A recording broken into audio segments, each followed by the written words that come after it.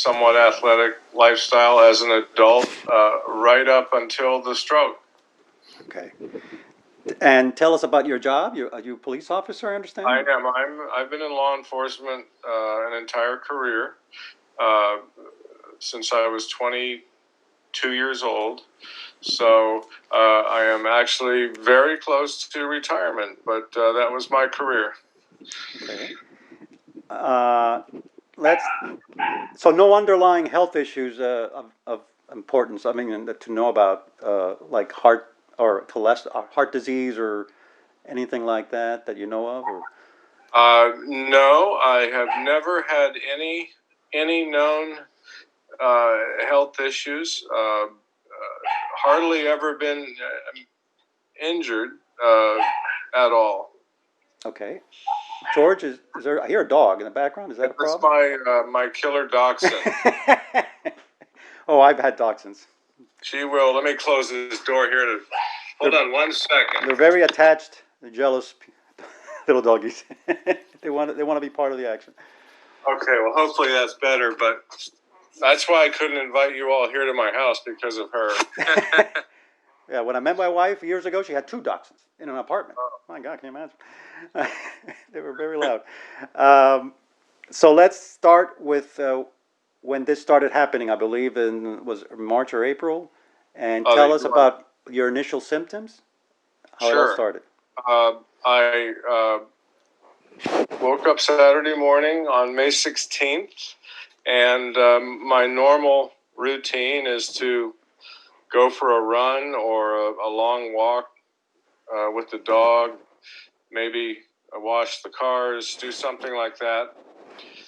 And I, for some reason, wasn't feeling perfect. I had a headache, and but that's not totally unusual. I don't suffer from headaches, but when I get them, I know what they are. So I decided to drive my daughter's car down to the local Goodyear store on US 1 and Kendall Drive.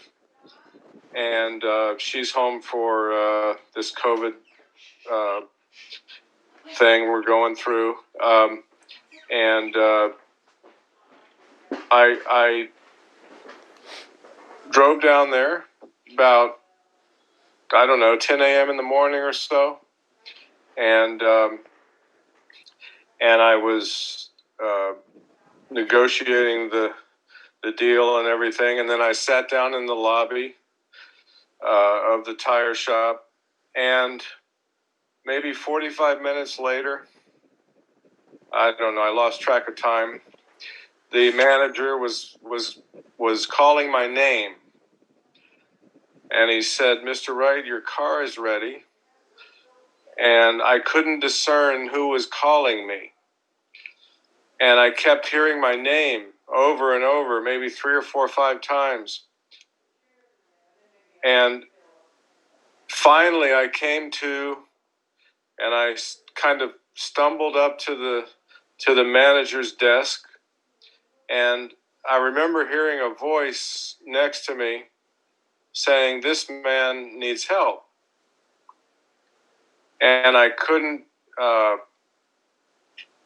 tell who said that.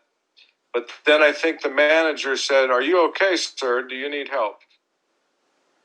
And I said, "No, I don't need help. I'm okay. I just don't feel perfectly well. Let me use your restroom. I'm not feeling really great. I was feeling a little nauseous. But I was in a fog. I was in some sort of fog state of mind. And all of a sudden, I think the manager said, "We're going to call the paramedics." So I said, "What for? I don't think that's necessary." He said, "Yeah, we're going to call the paramedics. You don't appear to be doing great." So within a few minutes, I had 3 or 4 paramedics giving me some assessments and telling me to do this and do that and move this body part and move that body part. And I was failing their tests. So they said, we think you're having a stroke. And I denied it. I said, that can't be. I run 3, 4, 5, 6, 7 miles a day. There's just no way. I have no history of high blood pressure, no atherosclerosis, no, I was not a candidate for a stroke. So I was in denial, but they said, we're going to take you to Baptist. And they were asking me for my wife's name and number so they could give her a call, which I gave it to them. And they took me to Baptist, and the next thing I know is my wife was standing over me, and I remember a physician telling me that I've had a stroke, and I remember the CT scan. I remember going through the CT scan, and then from that point on, I woke up in ICU later on. Okay. To clarify, this was after you had been through COVID-19, or? Yes, I had shown some early symptoms of having COVID back in March, early March, but I didn't really relate them to COVID. And so, having had 3 or 4 coworkers test positive, I decided to get tested in April, and on April 18th, I got the test results that I was positive for COVID. Right. Did you need to be hospitalized for COVID? No, I was pretty much, I would call myself asymptomatic. Oh, really? Any? I did not have any fever. Occasionally, every few days or so, I would feel a little worn down and tired. But I was really one of those asymptomatic cases. Okay. And this was April 18th. We're talking now, the stroke, May 16th, right? Yes. So you're in ICU, that you when we were left off. What happens, what followed after your ICU? Well, I think I spent the next two days there, and then I was transferred to a room, regular room, and monitored there for another 2 days, 2.5 days. I think I was there 5 days since the stroke. And that's to the best of my recollection. Okay. Do you know what transpired in those 5 days? Were you told later what you underwent, or? Oh, I knew. I had physicians come into the ICU room and tell me that I had had a stroke and that I had had a thrombectomy. So I was well aware of what had happened, and I was fully aware of what was happening to me when it all happened, but I just was in a fog. But I do remember almost everything. And after about 5, did you transfer out of the ICU to a regular room after 5 days? Yes. And did you begin to feel a little better or improved while you were there? Well, I wasn't feeling great, and then I went home on a Thursday evening. Came home, ate dinner with the family. Didn't feel great, but didn't feel lousy, but didn't feel great. And then the next morning was a Friday morning. I had just stepped into the garage, and a friend was driving by the house, and he stopped at the end of my driveway. And I walked to the end of my driveway, and I said, I'm sorry, but I have to go back in. And I came back in the house, and I had a bit of a fainting spell. So I went back into the hospital for 2.5 days or so, and they determined that there was no stroke or issue there, and they classified it as vagal response. Okay. So maybe some blood pressure issues. But so I had a couple of days of IVs and so forth, and then I came back home. Did you have any lingering issues after when you came back home? You mentioned speech therapy. I don't know if there was any. I did a little bit, yes. I still was having those fainting feelings. I did not faint like I did the one day on Friday morning, but I was having the feeling like I was going to faint. So I actually checked myself back in one more times and spent one more day there, and they gave me more IV fluids and so forth, and a cardiologist told me that he believed it was neurocardiogenic syncope is what I was dealing with at the time. So, okay.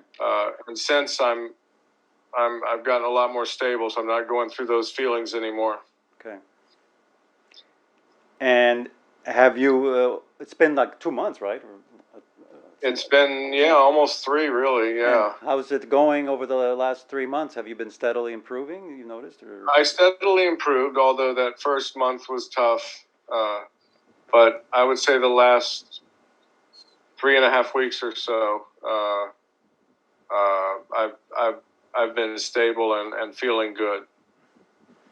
Have you been able to come close to your regular routine again, or are you looking forward to maybe exercising again or running? I'm looking forward to it. I haven't gone out for any long runs. I'm doing some walking and some physical therapy and mild exercises. But Right.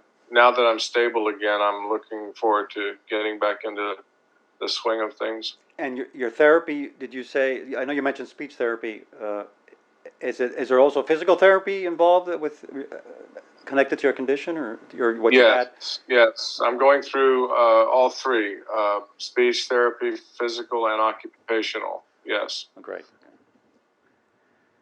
And looking, I mean, you were, like you said, you were active, you were in good health, relatively young, right? I mean, you're still young, and all this happened. So, I mean, when you look back at it, when you think about it now, what comes to mind? What's your rationalization about everything, or what do you think? Well,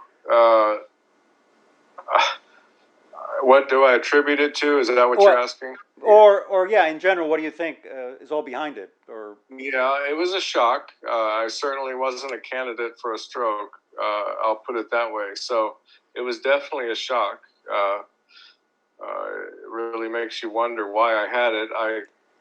I think I'm leaning towards being a COVID patient. Okay. All right. Let me jump to Dr. Dabous real quick here. At what point, doctor, did you attend to Robert? I don't know if it was in the ICU. Were you called in after it was or what point?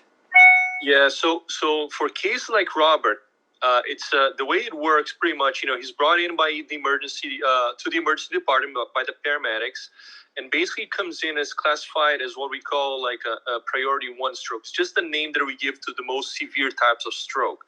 So when he comes in, automatically we're called in. We don't even know if it's going to be something that we will need to treat, but we're automatically called, so we get prepared for it, right? So Robert went through this sophisticated CAT scan that basically showed that he didn't have any bleed, but he did have a very big clot blocking one of the main vessels on the right side of his brain. So for cases like his, and he was severely disabled by that at that time, he had basically he was extremely symptomatic. He was not moving his left side. He couldn't speak well. So basically those cases are emergency. Like it's a true emergency. The faster you act, the faster you go in and can open up that or unblock the vessel that is blocked and restore the blood flow to the brain, the greater the chance of the patient has to have a meaningful recovery. So basically, it was all very quick. The patient was, Robert came into the ED directly to the CT scan and pretty much directly to our angio suite, where we go in through the groin with catheters, go all the way to the brain and remove the blood that is the blood clot is blocking the blood flow to his brain. And with that, it's done with anesthesia. So really, that's what gives these patients like Robert the best chance of them having a good outcome. Actually, go back to what they were before. And I'm glad talking to Robert that he's pretty much very close to being completely back to his baseline, in the sense that he's possibly like very soon to be back doing all the activities that he was doing before he had it. So, that's definitely a great result. So basically, but again, it's an emergency. We attend him like actually directly. I saw him for the first time. He was already in the way to the angio suite. So again, that's a stroke. It's an emergency. Everything did, I think, perfect on your case, because I think when you had it, you were at the mechanic, right?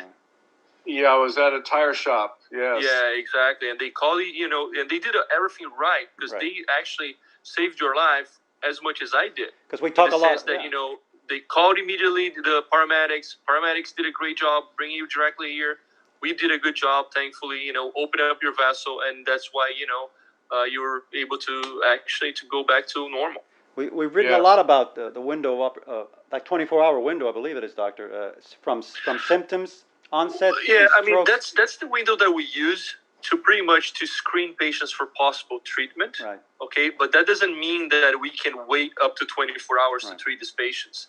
The reality is that the fastest you act, the greater the chances patients have of having a good outcome. And with the whole situation with Robert, is that everything really worked out his way. So that was a great thing. He was at the mechanic. They called the paramedics right away. The paramedics brought him in right away. Our stroke team did a great job going through the CT scan and then bringing him up to us.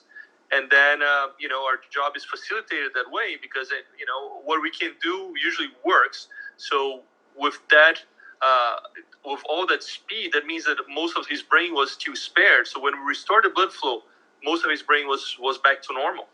Would you say, and I know we hate to use the word typical here in the medical field because everything is individualized, but was it a very basic type of stroke, a typical kind of stroke that you were looking at when you saw Robert? Yeah. So the stroke that Robert had is something that we call like a large vaso-occlusion. So it's the most deadly type of stroke, right? Because if nothing is done, if we're not able to open up the vessel, the chance that Robert would have of going back to his normal, it's actually very small. It's about like 20%, 15 to 20%. And, because he's young, he would need to, if he has a big stroke, it's, he would be disabled for the rest of his life, which would be a catastrophic event for him. So that's the most dangerous type of stroke that we have when we're talking about ischemic stroke particularly. Okay. And I know, let's start talking about COVID-19 now. And I know you looked at the study we wrote about a few weeks ago on the neurological impact of COVID-19, a broad range of impacts, including brain inflammation, stroke, and other issues. What can you tell us about he was positive for COVID-19 the month before, I believe. Right. What can you tell us about the connection? I know it's hard to make one here, but what can you tell us about that, doctor? Yeah, so COVID, as we all know, it was, something that we've never experienced before. So it's a lot of things that we're learning on the go pretty much, right? So one of the things that we noticed is that patients that have COVID, they do have an increased tendency of having stroke. Now, stroke's not very common in patients with COVID. It's about 3% of the patients that have COVID that will actually develop a stroke. Now, a lot of times those strokes have been very severe, and a lot of those patients do have like large vaso-occlusion, and unfortunately, most of them are not doing well. So one of the reasons why COVID may cause, or COVID-19 may cause stroke, is because it causes something that we call like a hypercoagulable state. So what that means is that the blood clots form easily. And it's not only stroke. They can have, a lot of them have multiple problems with PEs, which is like pulmonary embolism, DVTs, when, the veins in the legs get blocked. So it's a very, very serious situation But, although most of the strokes on COVID patients are serious, thankfully, it's still a small number of patients with COVID that will develop a stroke, but there's definitely seems to be some sort of tendency on that. Oh, and the issue of clotting, yeah, that's a major issue. Well, the issue of clotting, and I think the important thing about that is that, I think, Robert, you had that stroke on the first week that you were back to work, right? I had just gone back to work the week before, and I worked my normal work week, and then, so. Yeah, so Robert was, he had already tested negative for COVID, and but one of the problems that, again, because everything in COVID is new, we don't really know exactly for how long this hypercoagulable state may persist. Considering that Robert didn't really have any other risk factors,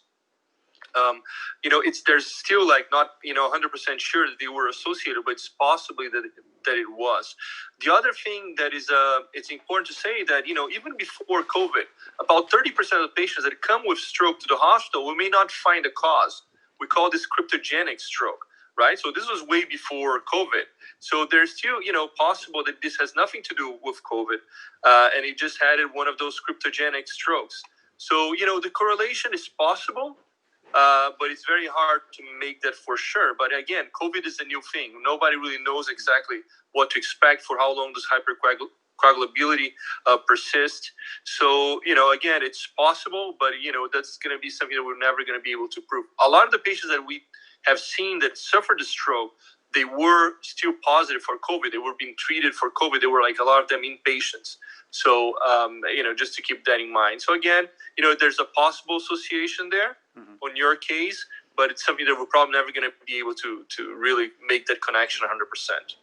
Will Robert require special follow-up, maybe because of possible COVID connection, or more typical follow-up to it? Yeah, it's been a while now, right? So Robert had a great outcome. He's doing great. He's almost back to be 100% what he was before.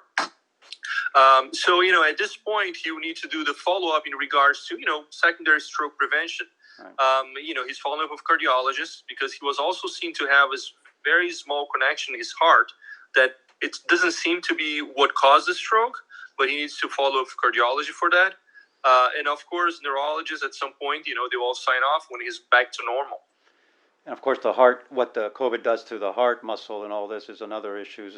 Absolutely. Again, COVID is such a new thing that we're learning on the go, but we know that it affects not only, there's neurological symptoms that it can cause, there's cardiac issues that it causes, there's renal problems, there's coagulation problems. So it's a whole business. And I'm glad that actually Robert, when he had it, it was not severe at all. It was probably a very mild presentation. Right. So he was lucky on that part. Right.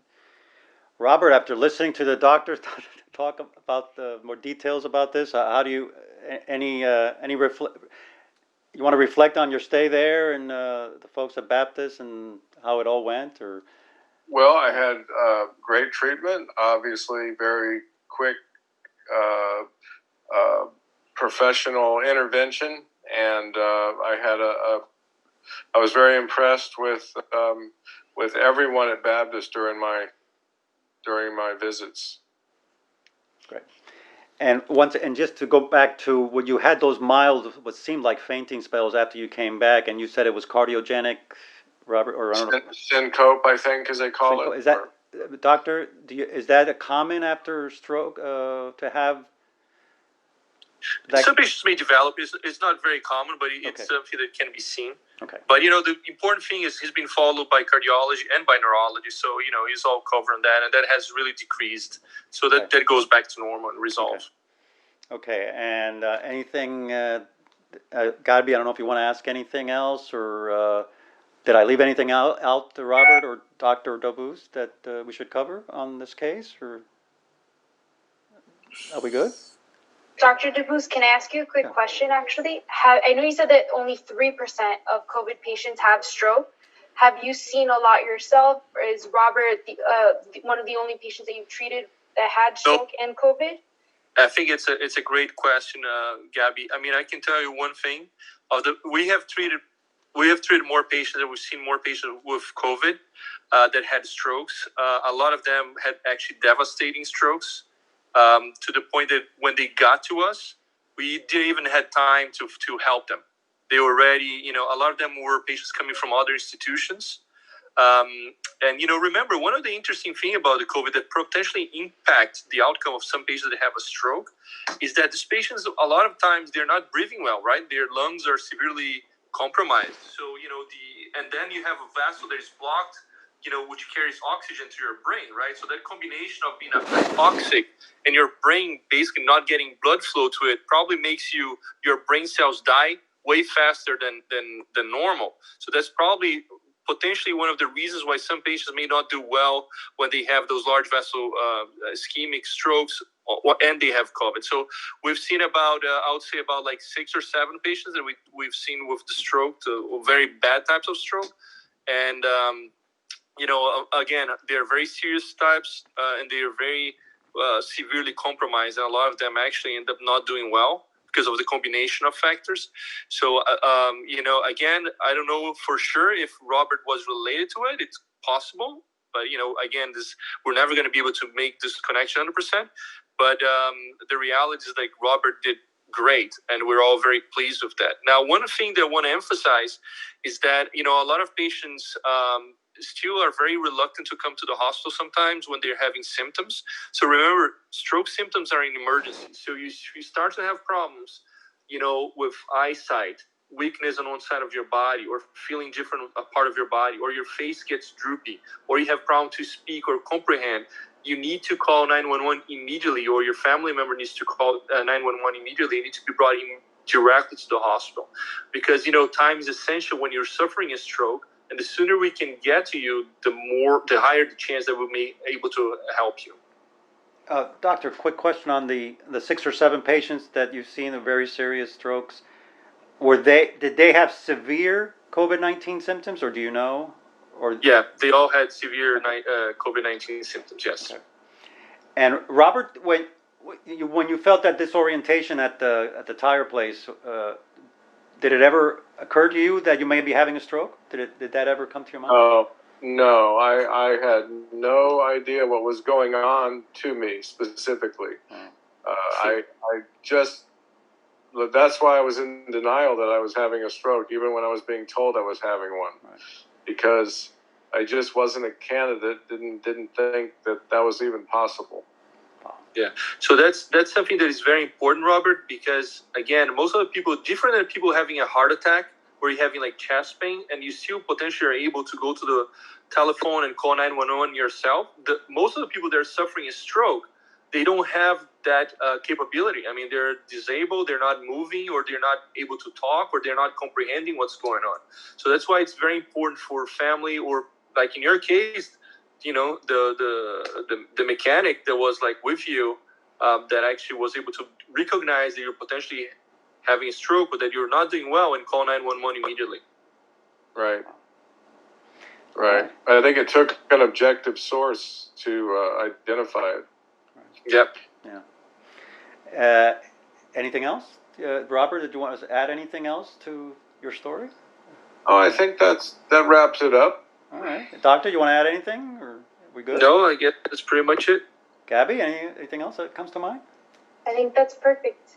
George, our audio and visual expert. Just Robert, if you give us just some final words of gratitude or something like that, just so we can end the video. From Robert, Robert, any words of gratitude you want to add? Oh, sure. I mean, I'm very thankful that naturally that all things worked out together for my good. I'm thankful very much for having a professional team of medical staff to intervene and so that I could have a healthy rest of my life. Fantastic. Absolutely. And thank you, Robert, and Dr. Dabuz, as usual. Of course. Always interviewing. Thank you all. Anything else, guys? That's it. I appreciate it. And if we have any questions, Doctor or Robert, I guess we can email them to you. Any further? Gabby, did you want to ask anything else of Robert in terms of, I don't know, pictures or anything, or images? Or... Yeah, Robert, if you don't mind, do you have any photos of you, maybe with your family or you in your uniform, that you could send my way? Sometimes we like to include it in the video to help tell your story. Okay, I'll try to find something. Yeah, that'd Any be great. pictures work. Just send them our way, and then I'll send them to George, and he'll pick some to add to the video. Okay. That'll be great. Thank you so much. I really appreciate it. And Robert, we were very helpful and very thankful that we're able to help you. Yeah, well, I'm sure you were. I'm sure you guys love to have success. Yeah. And All right. And they do. Thank you, guys. Appreciate Thank you both very much. Bye bye. Take care. Bye it. bye. Take care. Bye. Thank you. Bye.